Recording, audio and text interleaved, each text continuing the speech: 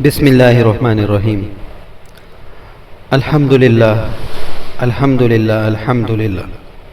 آج بہت ہی مزہ آ گیا۔ مودی نے تقریر کی۔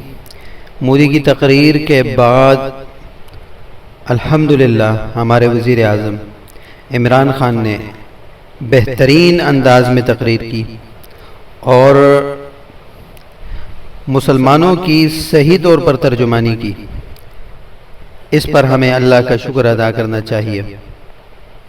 اللہ تعالیٰ عمران خان صاحب کی صلاحیت میں مزید اضافہ فرمائے۔ یوں کہہ سکتے ہیں کہ مودی کو عمران خان نے رن آؤٹ کر دیا۔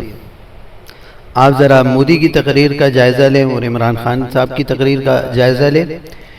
مودی کی تقریر صرف اور صرف انڈیا میں گھوم رہی ہے، اور جس طرح چور اپنے آپ کو چھپا رہا ہوتا ہے اور چھپنے کی کوشش کرتا ہے، اسی طرح مودی اپنی تقریر میں چھپ رہا تھا۔ 10-15 منٹ کی تقریر کی، اس میں ساری باتیں ہندوستان کے متعلق ہی کی، کشمیر کا کوئی تذکرہ نہیں کیا، جیسے کہ ساری دنیا بھولی بالی ہے، کوئی جانتا نہیں۔ لیکن اللہ کا شکر ہے، عمران خان صاحب نے بہت اہم نکات آج کی اس تقریر میں اٹھائے، جس سے تمام عالم اسلام کے لوگوں کا دل خوش ہو چکا ہے، اور اللہ کرے کہ اس کے اثرات دور دور تک مرتب ہوں اور مسلمانوں کو ایک سہارا مل جائے۔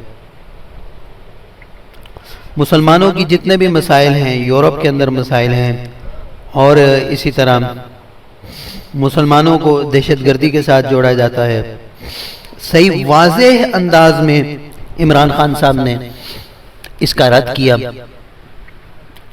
اور لوگوں کو بتایا، اور بڑی جرات کے ساتھ بتایا۔ اس کے علاوہ کشمیر کا تذکرہ کیا۔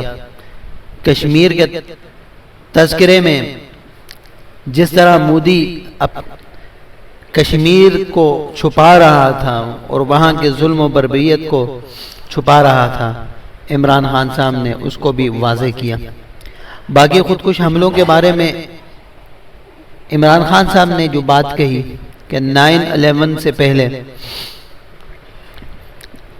مسلمانوں کے علاوہ بہت ساری ایسی قومیں تھیں جنہوں نے خودکش حملے کیے، اس میں ہندوؤں کا تذکرہ کیا اور اسی طرح جاپانیوں کا تذکرہ کیا، اور بڑے دلائل کے ساتھ یہ بات کی۔ اس کے علاوہ حضور نبی کریم صلی اللہ علیہ وسلم کی حرمت پر بھی بات کی، ناموس پر بھی بات کی۔ الحمدللہ آج کی اس سپیچ نے اور آج کی اس تقریر نے مسلمانوں کو خوش کر دیا ہے۔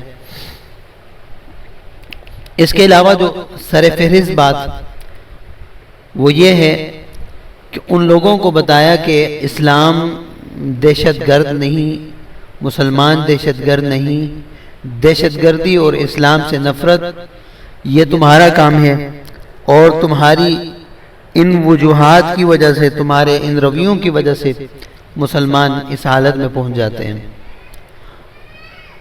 اس کے لیے انہوں نے حجاب کا تذکرہ کیا کہ ساری دنیا کے اندر بہت سارے ممالک ایسے ہیں جو اپنے آپ کو ترقی یافتہ بھی کہتے ہیں اور اپنے آپ کو بڑے مہذب کہتے ہیں، لیکن حجاب پر انہوں نے پابندی لگائی ہوئی ہے۔